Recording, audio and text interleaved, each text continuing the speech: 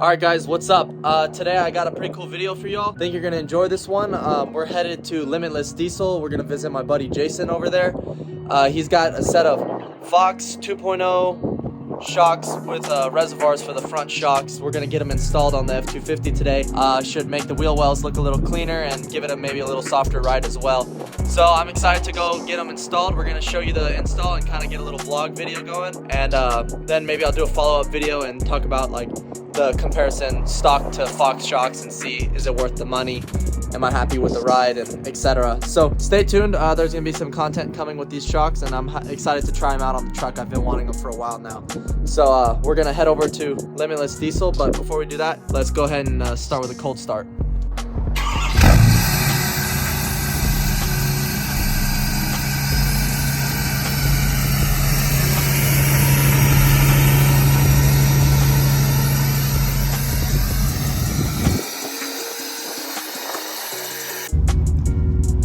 Alright, so we're at Limitless Diesel now. We're gonna go see if we can find Jason and get the truck pulled inside and start working on it. So this is Jason's personal vehicle. It's a F250 Lariat, and he's got some Fox shocks on his, and he just got these new, I believe they're JTX forged, and he's got the Limitless Diesel center caps with custom CNC logos. That looks pretty sick. I really like that. If I got some offset wheels like this, I think I'd have to do some spinning caps too. But his truck looks super clean. I really like his build. What do y'all think? Leave a comment below. Tell me what y'all think of this wheel setup that he's got. I think these are the new Nitto Recon grapplers as well. So I'm gonna ask him how he likes those. They look pretty nice. All right guys, one of Jason's other customers just pulled up to the shop. He's got this badass Lariat F250. And he's got a full Carly 5-inch lift on here. He's got the Fox shocks as well. And he's got all the Carly lower radius arms and everything. So he said it rides super nice. So we're about to go for a ride with it and see how it feels. It's my first time with a Carly suspension. I'll throw his Instagram up here if you guys want to give him a follow and check out his build. He said he's got a lot of stuff in store that he's planning to do. But this is a quick walk around before we go for a drive.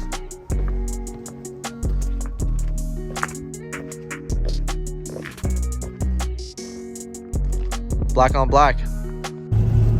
All right, so now we're sitting in his F250. We're going for a ride, and this Carly does ride really smooth, especially for being taller than a level 2. It rides just as good, if not better, than what it would originally without a lift. So it's pretty comfortable on these 37s he's got.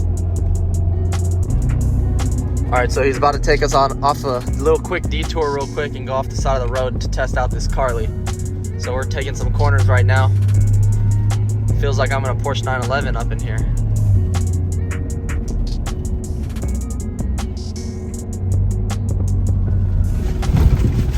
God, it's like a Raptor F250. Soaked it all up. It's hard to get it to show over the camera, but if you guys can't tell, there's a lot less shaking and vibration in the inside of the cab whenever we take it off, you know, more bumpy terrain. If this was to be done in a stock truck, you would feel all the cup holders and everything shaking around, but this was real smooth, so I'm really impressed with the Carly. Now I see why everybody hypes it up on YouTube and Instagram. All right, Jason's about to pull in the F250 to this lift right over here, get it lifted up, and start getting the shocks removed and start putting the new ones on.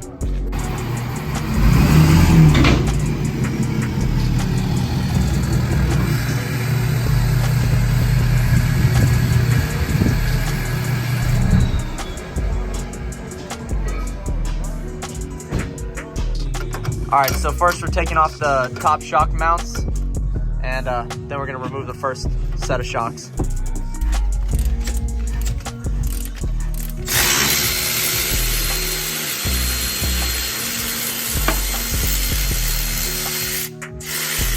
So now we're taking off the extension brackets on the original shocks because these Fox shocks are the right length, so we're not gonna need the Ready Lift extenders anymore.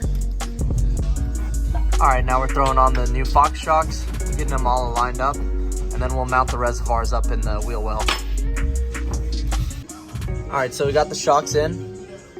Here's the reservoir. We're gonna have to get a clamp or a mount and mount it up somewhere along the body of the shock so it's out of the way. But so far you get the idea of how it looks.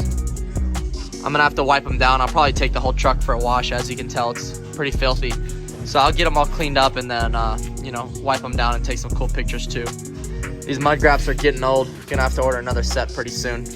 Got like 25,000 miles on these and they're already worn out, but that's part of it. All right, so we got the first shock all mounted up. Something to take note of is if you're running a wider tire like a 1350 on a stock offset, if you try to put the reservoir over here, when you turn full lock to the left, it's gonna end up making contact right on the reservoir. So what we've done is we've moved it so it's further in rather than being in this area, it's in this area. So it's closer to the spring and it's away from contact with the tire. So you also wanna make sure you give yourself, you know, a couple fingers space between the spring and the reservoir because you don't want it to hit the spring either. So just kind of play with it and turn the wheel to full lock either way. Make sure you're not making contact on anything before you fully tighten everything and move on to the next side. So this side's all good to go. We already checked both directions of turn, and now we're gonna move to the other side and then hit the rears after. All right, so y'all can see we're really close on the clearance, but we do clear about maybe an inch on that side. So we're tightening it down here, and then we're gonna get the reservoir wire tucked out of the way as well, so we don't have to worry about that catching on the tread. But it all fits, it's just a real tight fit. So take that into consideration if you're running reservoirs with some wide tires on a stock wheel. You're gonna have some, you know, tight clearances, so just make sure you consider that. All right, so now we're getting ready to pull off the rear shocks, and we're gonna do this. This one's on the front side of the axle, and then on the other side, it's on the rear side of the axle. So we're gonna pull off these two shocks and throw on the new Fox shocks, and we shouldn't have any clearance issues on this side. They're pretty far away from the wheels, so we should be good to go.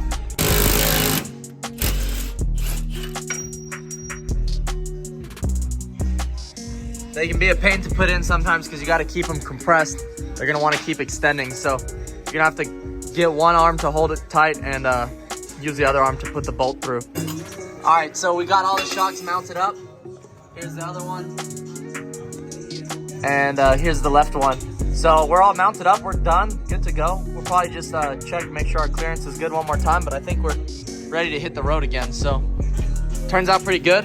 I'll see how they ride. I'll probably do a follow-up review on the difference from stock to Fox and, you know, give a review on that. But so far it turned out pretty nice. I really like the way they look for the main part. That was one of the main reasons I wanted them, is just for the aesthetics. I think the Fox looked pretty nice in the wheel well. But let me know what y'all think. Comment below if you have Fox, if you have Kings, what do you have, what do you prefer? I've heard Bilsteins are pretty good too. So just leave some feedback in the comment section. Now the Platy's coming back down. So I'm gonna throw these other two original shocks back in the bed with the rest of them, and then pull it off the lift real quick.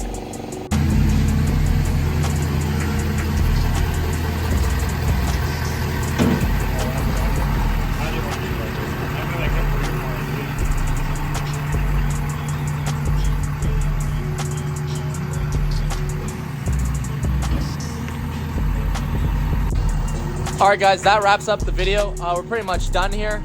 I'm really happy with how it turned out. Shout out to Jason. I'm gonna leave his shop Facebook link in the comments below, so y'all go give his Facebook page a like and check him out if you need any diesel work done. That's pretty much it. So make sure you leave a like and a comment. Let me know what you think, and I'll see y'all in the next video. Ooh.